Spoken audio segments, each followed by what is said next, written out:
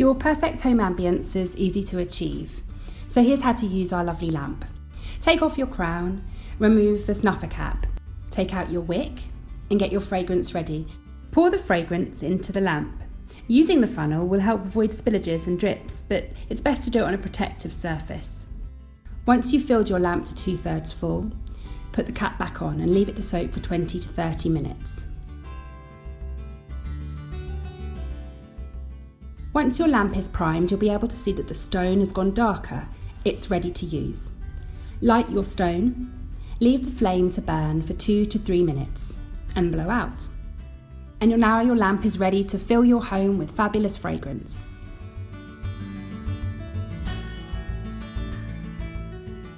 We know and love candles for their fragrance and ambience, but these lamps really do fill your world with fragrance. They give fragrance like nothing else. Join our secret club today.